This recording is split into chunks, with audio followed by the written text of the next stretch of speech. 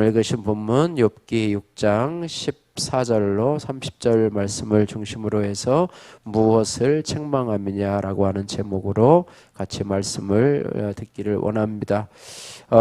자신의 이 재난의 소식을 듣고 찾아온 이 세 친구로부터 동정과 위로를 받기 원했던 이 욥은요, 오히려 자신의 처지를 보고 친구들이 겁을 내며 두려워하는 모습을 보고 실망하게 됩니다.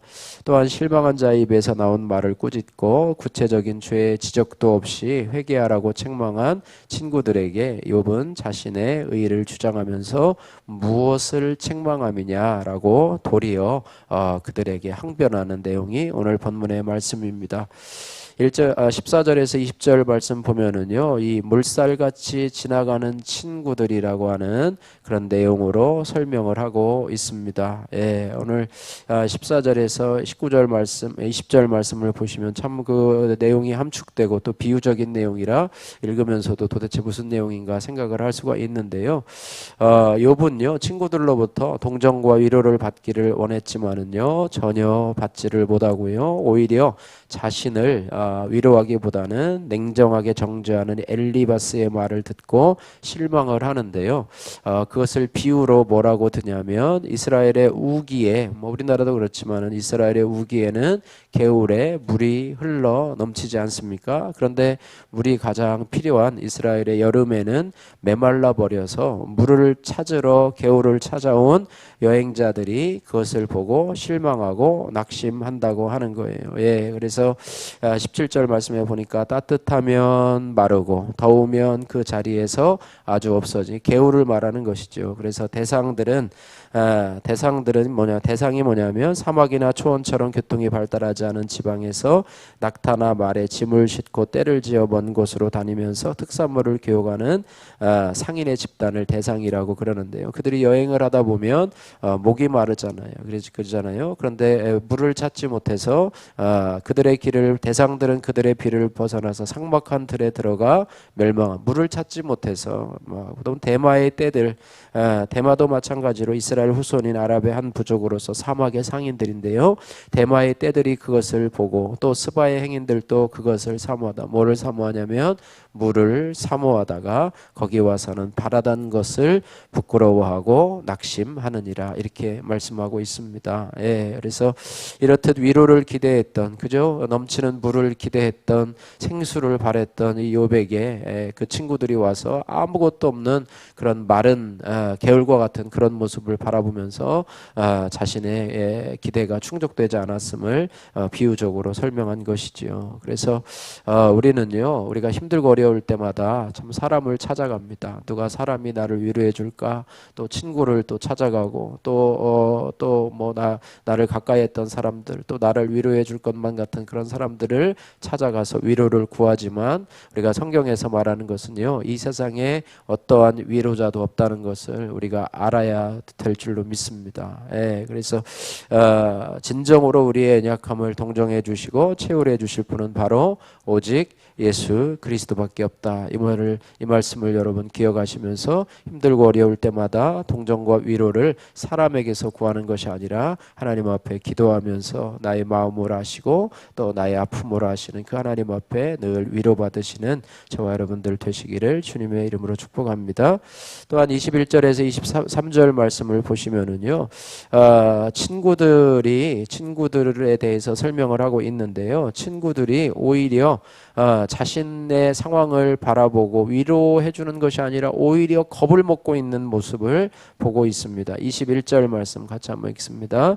이제 너희는 아무것도 아니로구나. 너희가 두려운 일을 본즉 겁내는구나. 두려운 일을 본즉 너희가 겁내는구나 라고 말씀하고 있습니다. 그래서 욥의 심각한 상황을 보고요, 자신들에게도 혹시 하나님의 형벌이 내려지지 않을까, 욥의 그 헌대를 앓고 막 이 피부병이 걸린 것을 바라보면서 또 재산도 하루아침에 없어진 것을 보면서 막 자신에게도 그러한 화가 당하지 않을까 이렇게 하고, 또 심지어는 욥의 질병이 나에게 전염되지 않을까 이런 생각도 하면서 자신들이 겁을 하고 또 재산이 다 없어지니까 혹시 자신들에게 또 재물을 달라 하지 않을까, 나를 좀 도와달라고 하지 않을까, 뭐 이런 생각들로 여러 가지 생각들로 오히려 두려워하는 그런 모습. 그래서 결국 친구들은요 욥에게 아무런 유익이 되지 못한다라고 하는 것을 기억하면서 고난을 당한 사람이 있다면은요 우리가 다른 것보다 따뜻한 위로의 말, 또 여러분이 도와줄 수 있다면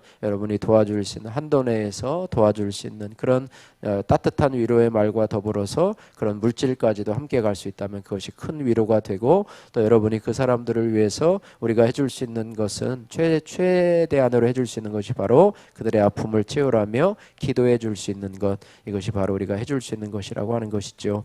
또 24절에서 30절 말씀을 보시면은요 욥은 오늘 말씀처럼 무엇을 책망함이냐라고 엘리바스를 꾸짖습니다. 25절 말씀에 옳은 말이 어찌 그리 고통스러운고 너희의 책망은 무엇을 책망함이냐 이렇게 말하고 있습니다. 요즘 아이들이 자주 쓰는 말이 이게 팩트를 공격한다 뭐 이런 말하죠. 팩트다, 그것은 팩트다 뭐 하면서 뭐 팩트를 체크해야 되고 팩트를 공격해야 된다 뭐 이런 말을 하는데요. 옳은 말이라고 해서 그것이 상대방에게 반드시 위로가 되는 것은 아니라고 하는 것입니다. 물론 옳은 말을 할 때 옳은 말을 해줘야 되는 것이 맞는 것이죠. 상대방이 잘못할 때 옳고 그름을 분별해 주는 것도 중요하죠. 그러나 고난당하고 고통당하는 자들에게 그 말은 오히려 상처가 되고 그 말이 오히려 위로가 되지 않습니다.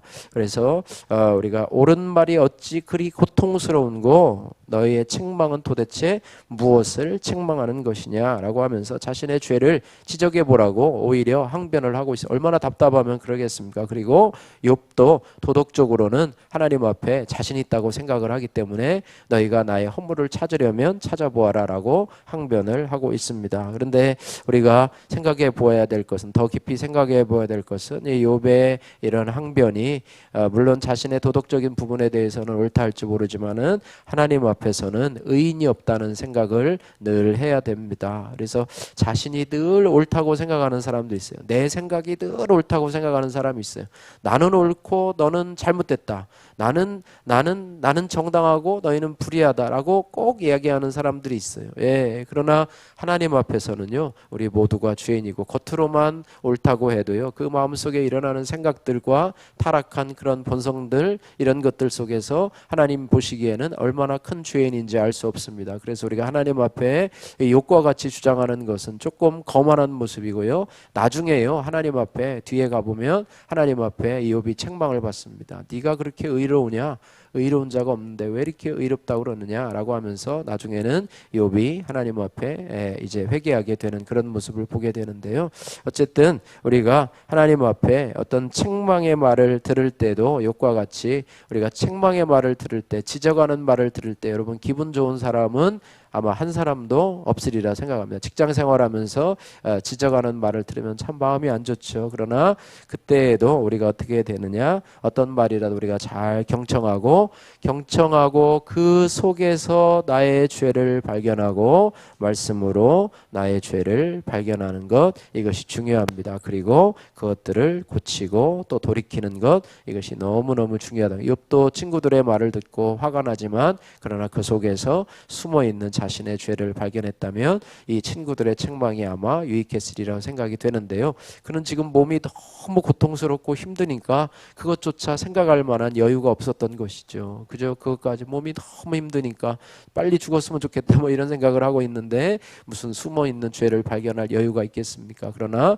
저와 여러분들은 그런 적용을 해서 우리의 삶 속에서 책망을 받을 때 기분 나빠하거나 상대방을 미워하지 말고 항변하려고 하지 말고 변명하려고 하지 말고 잘 경청하고 그 속에서 나의 숨은 죄를 발견하는 그런 더 욥보다 성숙한 저와 여러분들 되시기를 주님의 이름으로 축복합니다. 진정한 위로자라고 하는 이상욱님의 큐티인 간증입니다. 어린 시절 소심하고 겁이 많던 저는 교우 관계가 어려웠습니다. 초등학교 6학년 때 따돌림을 당하는 일을 계기로 타인의 눈치를 많이 보게 되었고 특히 친구들에게 인정받고자 했으며 청소년기를 보냈습니다. 착한 사람으로 보이려고 내 감정을 숨기다 보니 겉으로는 저와는 관계가 원만해 보여도 어느 누구와도 깊은 관계를 맺지 못했습니다.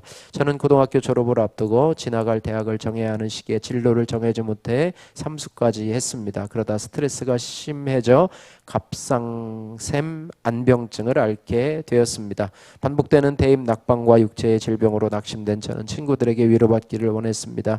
하지만 친구들은 비가 오지 않으면 금세 말라버리는 개울처럼 신실하지 못했습니다. 그들은 제게 네가 왜 교회 다니는데 대학도 떨어지고 몸도 아프냐? 넌 일이 잘 안 풀린 것 같다 라고 했습니다. 이 일로 마음이 상한 저는 한동안 친구들을 만나지도 않고 힘든 상황을 주신 하나님만 원망했습니다. 그러다 저는 청년부 소그룹 리더의 권면으로 공동체에서 양육을 받았습니다. 그리고 그 과정에서 내 안에 두려움만 가득하고 하나님의 온전한 사랑이 없음을 알게 되었습니다. 또한 반복되는 낙방과 질명이 내 안에 두려움의 죄성에서 비롯된 형벌임을 깨닫게 되었습니다. 이렇게 말씀으로 나의 삶이 해석되자 따돌림 당한 사건이 내 죄를 보기 위해 있어야 할 일이었다는 고백이 나왔습니다. 그 하나님의 은혜로 대학도 들어가고 육체의 질병도 낫게 되었습니다. 이렇게 은혜를 경험했어도 여전히 믿음이 약하여 사람들에게 인정받고 싶은 욕구가 올라오곤 합니다. 그러나 진정한 위로자는 오직 예수님 분임을 기억하며 사람의 인정은 아무것도 아니로구나 고백하며 가기로 결단합니다.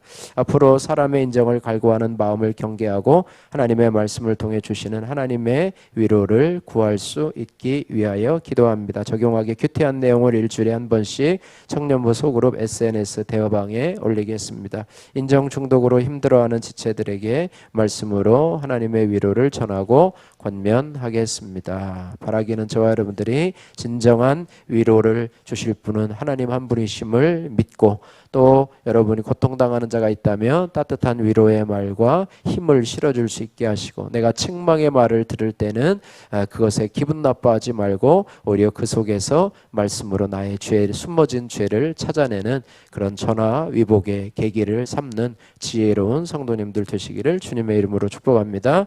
기도하겠습니다. 사랑의 하나님 아버지 감사합니다. 진정한 위로자 되시는 분은 예수님 한 분밖에 없는데 우리가 주위 사람들로부터 동정과 위로를 받으려다가 오늘 욥처럼 실망하는 저희들입니다.